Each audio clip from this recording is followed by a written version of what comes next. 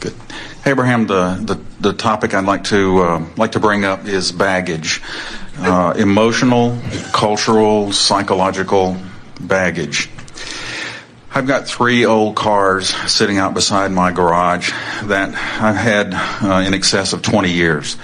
I've spent many happy hours making lists of what I want to do to these cars, the changes I want to make with them, the sequence of events, buying tools in preparation, and sourcing parts, and lots of time, lots and lots of hours.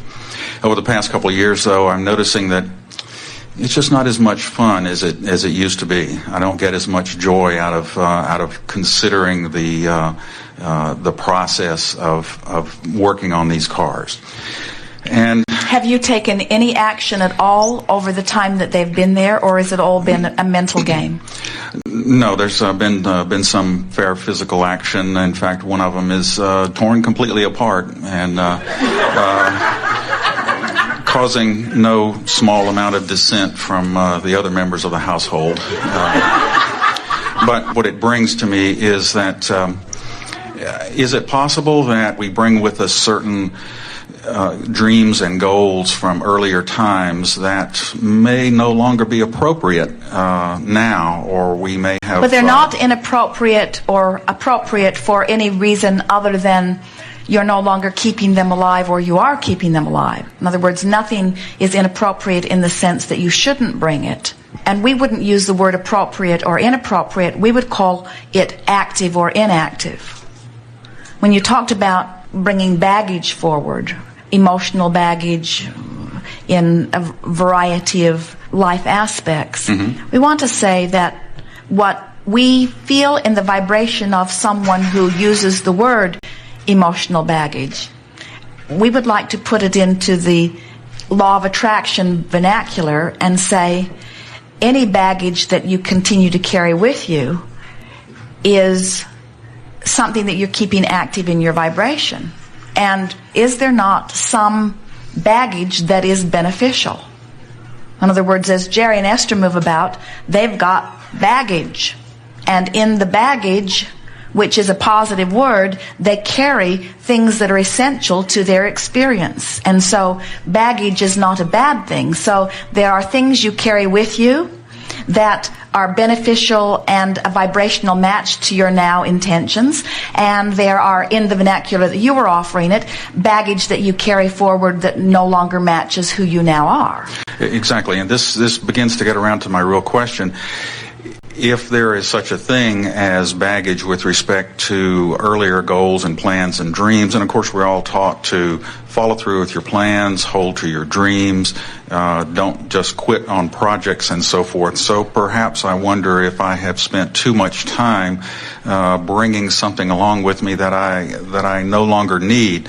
Given well, that, what happens, we can see what happens with some of you when you follow through with a dream. In other words, that's like saying, because I once said I wanted it, now I have to keep saying I want it. Whether there's any emotional movement in it or not, I have to keep wanting it because I once said I want it. And that's sort of in the category of that action journey that we were talking about, where we want you to be keenly aware of the emotional journey that you're taking now. You see, what happens is, as you're living a certain phase of your life, the aspects of your life cause you to set forth certain dreams. That's that launching into the future that you were talking about.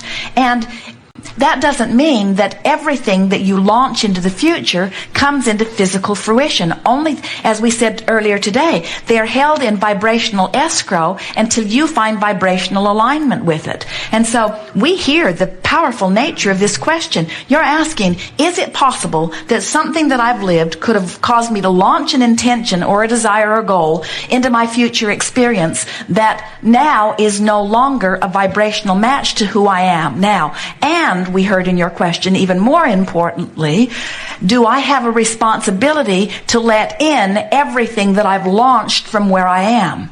And we say it would take you 20 or 30 or 40 or 50 or maybe 1,000 lifetimes to let it all in terms of manifestation. And you are right, you are moving vibrationally through space and time, so that very often you are not for very long or maybe ever a vibrational match to some of what you've launched, you have no obligation to live out any dreams. But what we notice is that the dream had an essence. There's lots of essence of lots of intentions that you've launched out here into this future experience.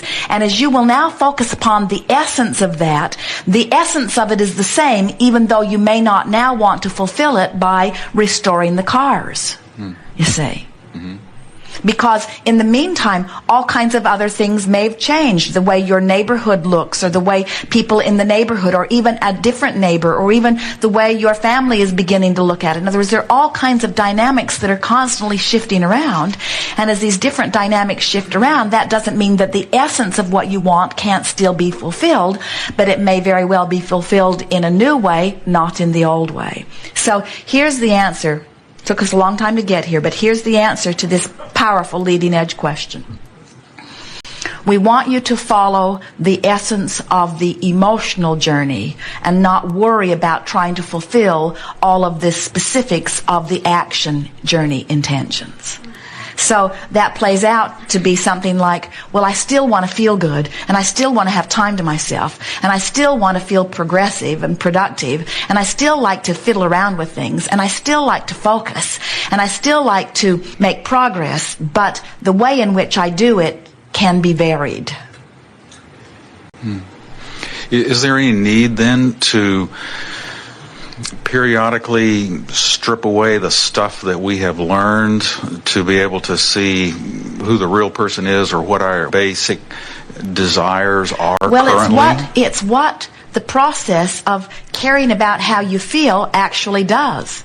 If you have a desire and a belief that matches it, then it is. But if you desire something that you don't believe or don't expect, then it's not going to be for now. And so your work is to bring your desire and your belief into the same vibrational place, you see.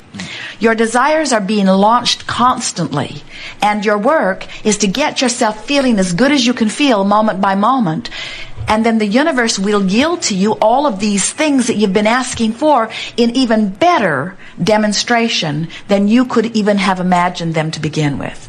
In other words, the universe knows so much more specifically the timing and the specifics and the details of what you're asking for, even more than you do, because the universe has been listening to every intention that you've uttered from every life experience that you have lived.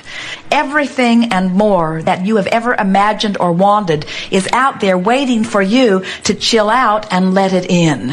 And it will come in ways that in some cases will surprise you, but in every case will delight you when you get into that place of just relaxing and allowing it to be. The conditions and the situations are always moving around, and the only thing that you have any hope of stabilizing is your own vibrational output, which is everything, because that output equals what comes back to you, you see.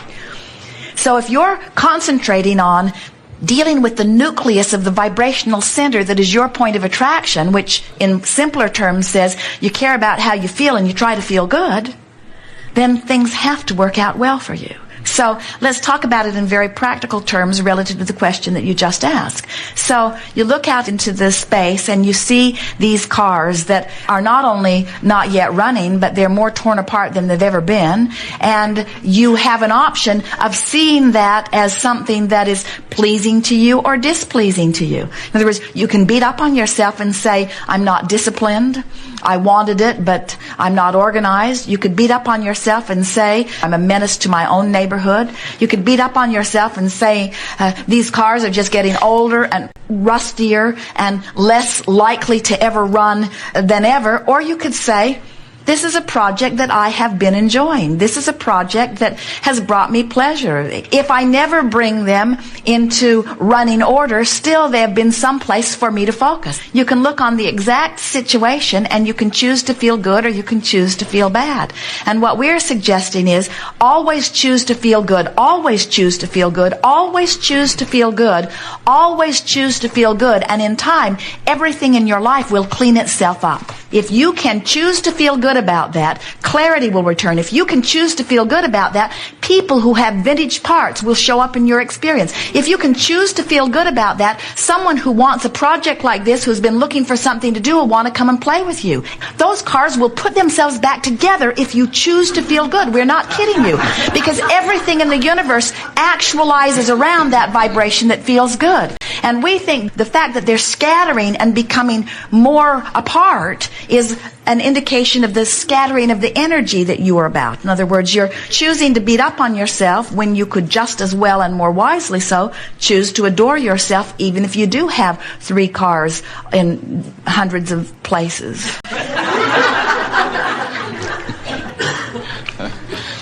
Thank you very much, Abraham. Don't be surprised if you get a call from my wife. When she calls, we'll tell her we have no idea what she is talking about. So how are you doing? Starting to get the hang of this? Is there anything you're supposed to be doing? Are there things that are undone that you need to get done for any reason other than that you would feel better if they were done? No. Jerry and Esther had a very interesting experience recently. Someone brought them a book that was written in the 1930s.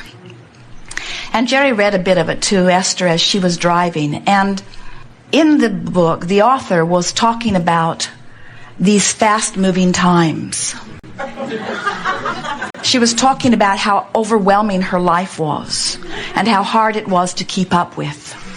And Esther nearly drove the monster bus off the road.